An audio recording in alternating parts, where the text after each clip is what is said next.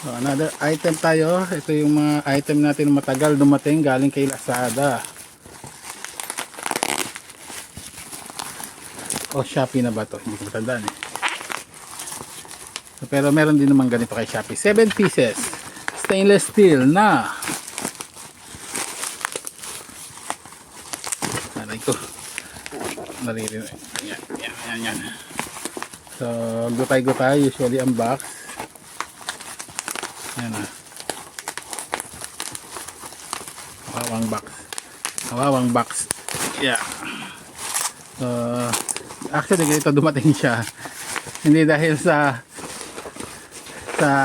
pagkakabukas po, pero dumating sa akin na ganito na itsura niya.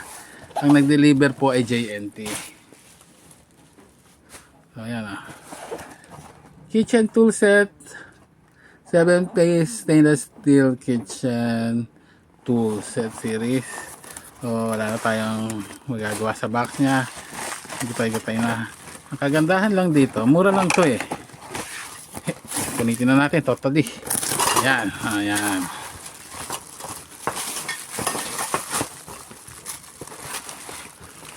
Full stainless naman talaga. Ayan. So, angat natin to. Ito yung lalagyan niya. Ayan, angat natin ha. So, ang unang pang sandok ng pwedeng masabaw-sabaw, no? So, manipis lang naman siya.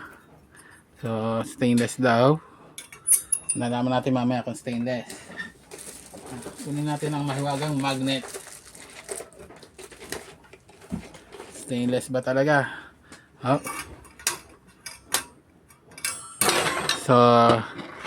So, stainless ba siya? Pag ginamitan natin ng magnet, may dikit siya. So, akala ng iba, pag dumidikit sa magnet, hindi siya stainless. Ganon din akala ko eh. So, upon researching pala, ang klase ng stainless, yung mga hindi dumidikitan yung high grade. Yung 304 na tinatawag. Pero minsan para makatibid, ang ginagamit nila is yung 430 katulad nito. Yung 430 is stainless siya. Pero kakalawangin din pagdating ng time. So, technically, stainless to, pero hindi ito yung high grade stainless. Kitchen tool set, upscale kitchenware. Ito naman stainless, yung low quality stainless nga lang. Magagamit siya kung sa magagamit. So, lagi lang siyang pupunasang mabuti para hindi siya agad kakalawangin. So, bali, ito yung sandok o soup ladle na tinatawag nila. Ito naman rice. Pwedeng ladle din siya. Pang kanin. Pinoy tayo eh. So, pandakot natin ng kanin. At nakikita nyo naman magnet. So, malamang stainless 430 ang ginamit din sa kanya. So, yan o. So, in short, kakalawangin siya. Kaya dapat laging patutuyuin. So, itong isa naman ay sansi sa Tagalog o spatula siya. Slatted na spatula. Slatted na sansi. So, pag nagpipirito ka, pwede mong gamitin to para matanggal yung mantika. Ito naman skimmer. Skimmer ladle, palang ganon. So, hindi ka lang tawag dito sa Tagalog eh. Sandok din na butas-butas. Para pang ahon ba? Pang ahon sa mantika. Kung ano man yung niluto natin o kung nagluto ka ng kropek. Yan, pwede yan. Pang ano mo. Pang ahon mo para matanggal sa mantika.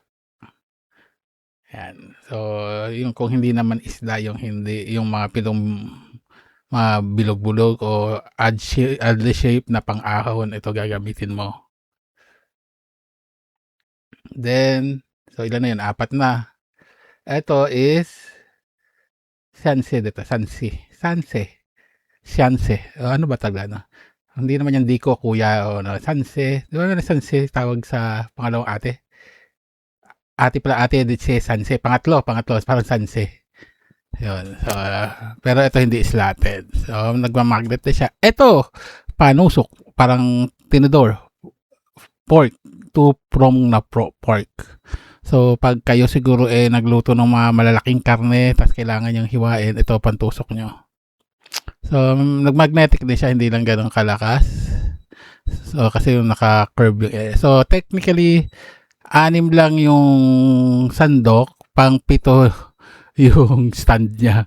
7 piece ang nakalagay kasi sa box So, yan na yon. So, tagilid natin yan. So, tinagilid ko. Yan. Natagilid ko yung picture. So, yan, para makita nyo. So, pwede nang panglagay sa kusina. Pag ikaw ay bagong kasal, wala kayong gamit sa bahay, technically pwede naman to. Sa mga nag-uumpisa, wag na kayong mag-inarte. Okay na siya. Ang importante lang is functional. Pag may extra pera pagdating ng panahon, di bumili kayo ng mas maganda. Pero kung naghahanap kayo ng mura at magagamit nyo, ito na yun. Hindi naman problema na. Yeah. Hindi naman sasarap yung luto nyo kung maganda yung kutsara at tinidor nyo o yung mga sandok nyo, di ba? Ganun pa rin naman Nasa nagluluto yun. So, kahit anong gamit yung sandok o kung ano man, hindi din maiba lasa. Kasi nasabi ko lang, kung kailangan nyo ng mga sandok, itong 7 piece na to is clear or good to go naman. So, until next video tayo. Bye-bye.